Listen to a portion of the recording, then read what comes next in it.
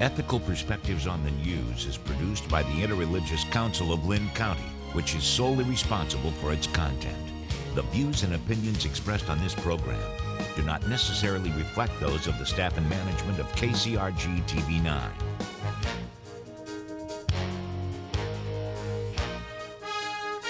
Good morning and welcome to Ethical Perspectives on the News. My name is Scott Samuelson and I am a professor of philosophy at Kirkwood Community College on the Iowa City campus. The cost of college is skyrocketing. Students are compelled to take on more and more debt to earn a degree. So what should they be studying in college? The answer seems easy, something that will help them to get a job, something lucrative. But where does that leave subjects like history, philosophy, literature, and even those aspects of math and science that don't directly relate to a job? And what about those who go to community colleges to receive an education in a craft or a trade? Should they be encouraged or compelled to take courses in the liberal arts? Should we as a society help to finance such courses? Is there any value in teaching Jane Austen to future accountants? Should we teach Plato to plumbers? Of what value are the liberal arts to students in our society at large? We have a great panel on today to discuss these matters. To my left is Bob Sessions, philosopher and my longtime colleague at Kirkwood Community College. Bob, thanks so much for being on once more. Oh, my pleasure. Good morning, Scott. John Loomis, a contractor in Iowa City. He's kind of our plumber, so to speak, among the philosophers. Thanks for being on this morning, John. Thanks for having me. And at the end, John Lemos, professor of philosophy at Coe College. John, thank you for being on as well. Yeah, it's my pleasure. Okay, well, let's just begin at the beginning. And Bob, maybe we can start with you. Why should people study philosophy, particularly people in the working class?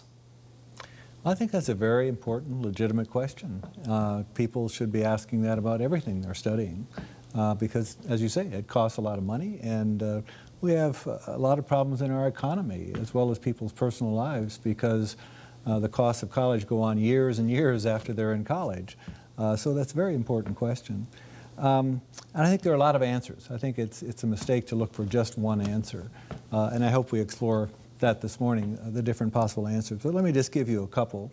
I think on the one hand, exploring the kinds of things that the humanities in particular, but the liberal arts in general, have to offer makes for a more full human life. I think you can't be alive and really navigate our world and navigate your own growth and your own becoming who you might be without the kind of things that that college has to offer. Mm-hmm. And I'm not saying you have to go to college to do that. You can do it on your own if you're especially capable. Most people need help with good teachers and so on. I think also it's very important in the kind of society we want to have, a democratic society with very strong beliefs and practices that further that. You cannot do that if you don't have well-educated people. You end up with people who are very subject to the latest fad, the latest ideology, the radio guru and so on, who lead people whichever way they want to lead them because people don't know how to ask the right questions and hold out for more sensible answers. Yeah. Well, we're going to have to dig into both of those sure. Big points, but let's get our Johns in on the conversation as well. John, I mean, you're a contractor. Is it valuable to be studying the liberal arts at college? I mean, why not just go ahead and study things that are directly relevant to the workplace? Well, I'm sure it's valuable. It's valuable to everyone, and it's valuable to the person doing it. It's valuable to the society. As a contractor, I definitely feel that I benefited from having had a college education. And how so? I mean, how do you feel like having had a broader education has benefited you, even in the sense of being a contractor? Well, I worked as a contractor in Iowa City, and I felt that, and I was a business. It would laughably call myself a businessman, but I did have a business, and I had to deal with getting and finding customers and keeping customers. And I definitely know that my ability to speak with people and talk with people helped me get and keep customers. And then on the other hand, also just finding out what they needed and finding out and providing them with what they wanted. Having that education certainly helped that. Mm-hmm. Well, okay, well, we'll come back to that too, but let's get our other John in on this. Mm-hmm. John Lemos, what do you think about this? I mean, what is the value of studying philosophy? Why should the public be investing in these courses? Well, I think the study of philosophy is valuable in several respects. I oftentimes talk to this about my students at the beginning of my classes. One of the things, one of the things that I talk to them about is similar to some of the issues that Bob brought up earlier. It strikes me that especially when you're living in a democratic and pluralistic society, pluralistic society being a society where you've got people with different religious perspectives, different people with different moral perspectives, people with different political perspectives. I think that if our society is going to continue to flourish as both a pluralistic and democratic society, I think it's important that people get liberally educated, and I think philosophy is very important in creating better citizens. And I think that higher education should exist not simply to give people training compute and new technologies, training in the medical and health sciences, but I think colleges and universities should be set up to create better citizens. And it strikes me that in our society, a better citizen will be an informed, critical thinking person, who thinks critically about moral and political issues. I think philosophy is very well suited to help people get ready for that. And thinking about the pluralistic nature of our society, I think it's very important that people learn to be tolerant of people that have different moral, political, and religious perspectives. And I think that philosophy classrooms are very well suited to help generating tolerance for people with different moral, political, and religious perspectives. In particular, what happens in a philosophy classroom is, very quickly you find out as you're discussing questions about God's existence, or if you're taking on controversial moral issues, such as abortion or euthanasia or the death penalty, I think very quickly you can find out that reasonable and good people can disagree about these important questions of morality and politics and religion.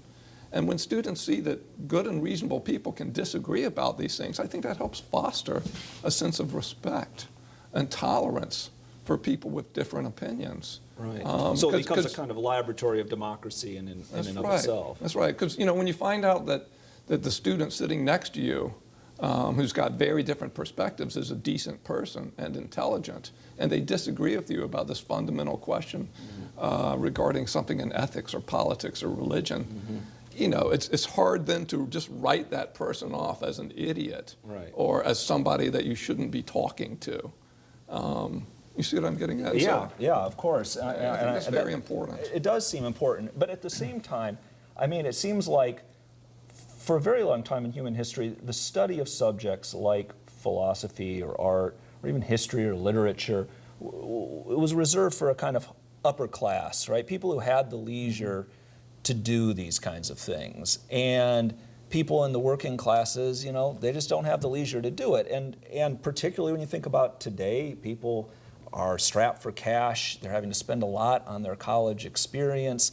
You can sort of understand why people in the working class themselves might think, why do I have to spend my time to do this kind of course when really I just want to be able to put food on the table? And from another perspective, the public may say, yeah, and really that's people in the working class, that's what they should be studying. Sure, for those people who have the money and the leisure, this is a nice thing to do, kind of in their spare time. So should we be trying to make this a more expansive thing if people aren't really interested in the subjects themselves, and the society seems to want people to be employable workers? Well, if they're exposed to these subjects, they will definitely, many of them will definitely find that expanding their mind and being interested in these things is interesting and worth, I don't want to say worth the money, but certainly worth doing. And so, this is a question, it's a public question as much as a personal question. And it's too bad that people in society now have to decide whether they can afford to take these courses when the public doesn't support the courses. So, it's a big political question. Yeah. Well, I would like to disagree with an assumption behind your perspective. It seems to me that, of course you are, the dichotomy between philosophers and plumbers, between the educated elite and working class people, I think is a very problematic dichotomy. I, like John, do a lot of handyman work. He's certainly much better at it than I am. He's done much more of it. But I really enjoy it. But I find a lot of work trying to fix an old door, put on a new door, dealing with repairs of one sort or another, which is what I typically do with older houses and so on. It takes a lot of skill, a lot of knowledge, a lot of thinking. And it often involves the kinds of thinking that go on in a classroom. We talk about thinking outside the box, and that's usually reserved for political and economic things and so on. Man, when you deal with the kind of work that plumbers do, et cetera, you've got to think outside the box. You could also add to John's argument that it's a moral question, because even in plumbing or building, it's quite often you face moral questions. I mean, about the environment and about, it's kind of like the question, should I litter? Nobody's watching. I mean, plumbers and carpenters can make these kinds of decisions all day long. And they can either make bad decisions or good decisions that benefit the society or benefit themselves or benefit both. Or employers have to decide, okay, who am I going to hire? Should I be hiring this person that doesn't have citizenship papers? Should I even ask that question?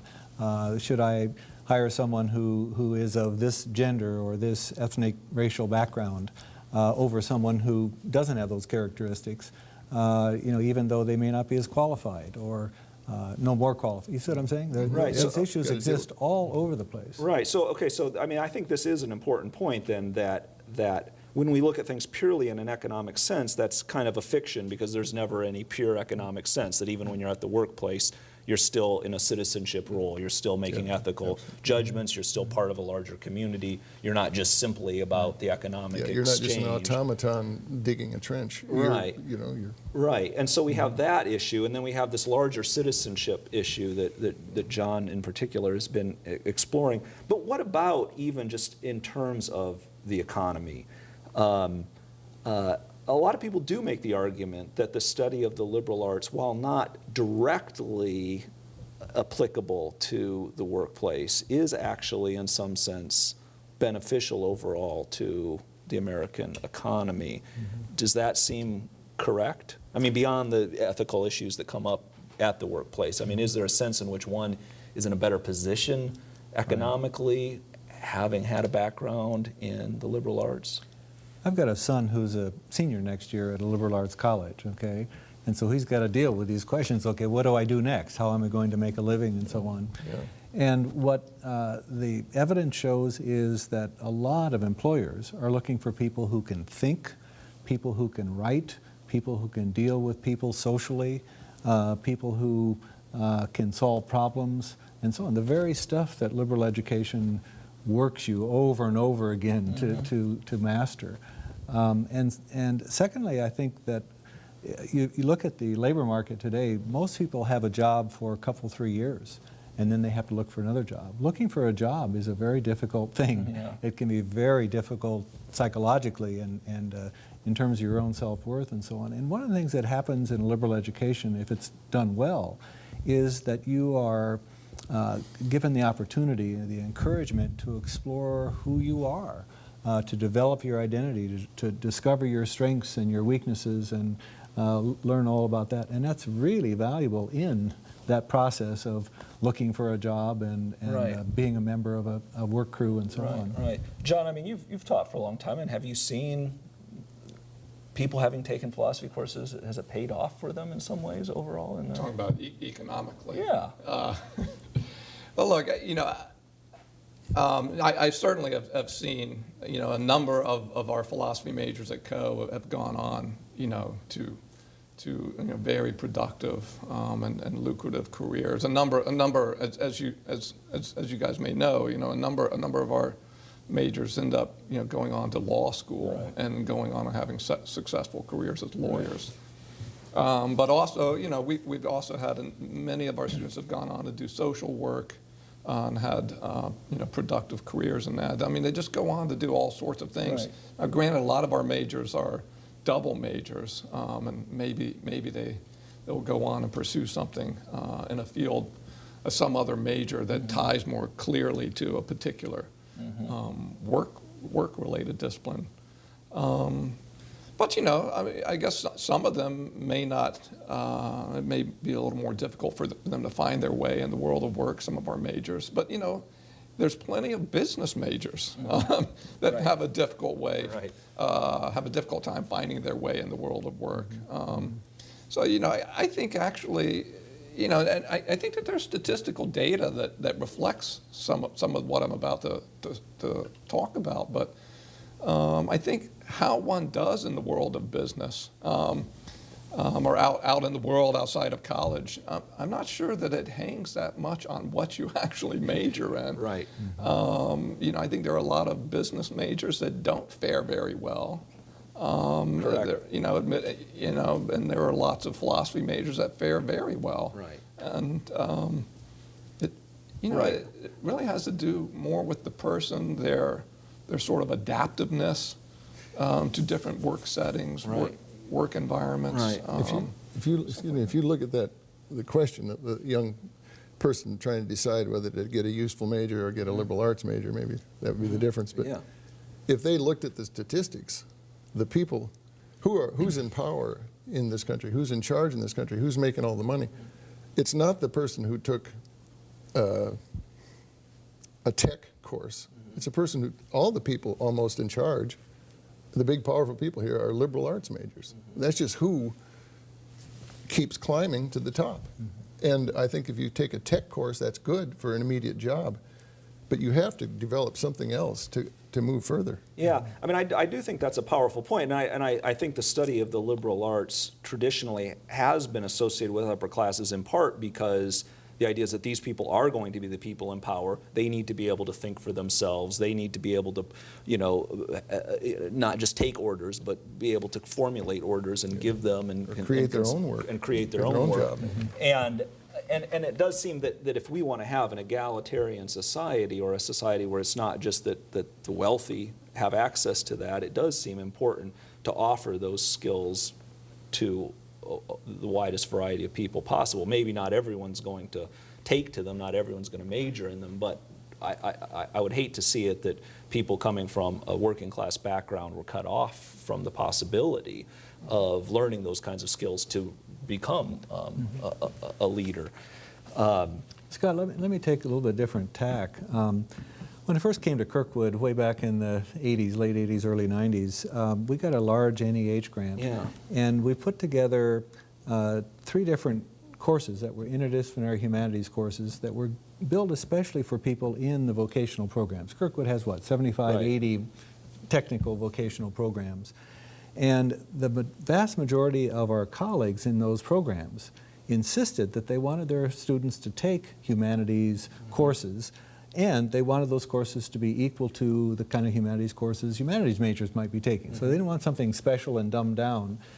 And And why do you think that is? Why do you think they wanted people I to asked take? them that a number of times, and they said, well, look, the kinds of things we said about on the job, but they said a person is not just an employee. A person is not just a worker. A person is a person.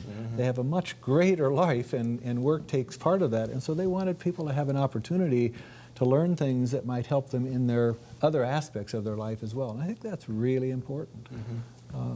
Yeah, I mean, I take your point to be something along the lines of, well, it's great to major in these things, but it's also just important to have some exposure to them, even if one is majoring in a useful art, that it's still important to have some access to the liberal arts, even if it's just 2 or 3 classes or 1 or 2 classes overall. But I have to come back, though, to this financial piece of the puzzle, because I really feel like this is a big part of it. I mean, in my kind of ideal world, I suppose, you know, a lot of people would be given access to a liberal arts education. They would be majoring in subjects that they feel passionate about. They would hopefully be developing their thinking skills and learning skills. And then you graduate with a philosophy degree, a history degree, or whatever. What do you do next? Well, you know, who knows? And you kind of try out things, and you take some risks, and you sort of find your way. I recently wrote an article kind of in defense of the liberal arts, and I got tons of letters from people all over the country with just such stories, you know, talking about, you know, how they graduated, they didn't know with a philosophy degree, they didn't know what they were going to do, but eventually, you know, they ended up being quite successful precisely for the reasons that we've been talking about. But most of them didn't graduate with a ton of debt. Most of them graduated maybe with a little debt, right? And they could then take some risks. But when you're graduating with a lot of debt, the pressure is really on to sort of say, I can't take any more risks. My risk was just getting the college education. I need something that's going to start paying off these bills for me. And I think that puts all the more pressure then on people not to want to go into a degree like philosophy or history, where they think, I don't see how that's going to turn around very fast. Maybe down the road it has some great payoff, but I need it to pay off in a more direct sense. I mean, you see what I'm getting at there? This is a political question if you think about it when you put it in those terms. Sure. Because if society is not providing, in this society, American society, that needs citizens, it needs voters, it needs participants, it needs people who are engaged in society, who want to do good for the society. If they don't support these people through an education, they're really denying people citizenship, I would say. I don't mean officially citizenship, but they're denying them the ability to be full-fledged Americans. I mean, it's a huge political problem. And if we continue to not fund colleges and liberal arts colleges, we're going to have worker bees who can be manipulated and don't have good lives. Right. John, what do you think about that? Yeah, you know, what you were saying, it was interesting to me. I mean, you know, maybe, you know, I perfectly well understand, you know, there will be some people who come maybe from a lower economic background. They go into college, and I think you're right. A number of them feel much more pressure to major in something like accounting or business or engineering, which leads clearly onto a certain path. And I understand that pressure. But it is important, you know, a couple of things are important to keep in mind. You know, first of all, when you actually look at how people end up turning out in the economic world, again, there are a lot of people that major in business and accounting who end up actually not faring all that well. And there are kids that are majoring in, you know, English, history, philosophy that are faring well. So, you know, it's always important to inform people that just because you major in accounting or business or engineering, it doesn't necessarily mean that you're going to have a successful career doing that, and you might be better served by doing a more traditional liberal arts discipline. But at the same time as well, and this is related to something that you were talking about, you could, and just backing up, it strikes me that you almost have some concern about the willingness of the public and the willingness of the government to fund universities and to fund the liberal arts at colleges and universities. And I think ultimately, you know, it is a political and social issue. I mean, it's very important that congressmen, state representatives, it's very important that they understand that colleges and universities, they don't exist simply to train people for the world of work. They exist to produce, you know, better, more well-informed human beings and citizens that can, you know, vote responsibly, that can treat others with respect and tolerance. Pursue happiness. Yeah, and the liberal arts helps to create these better citizens.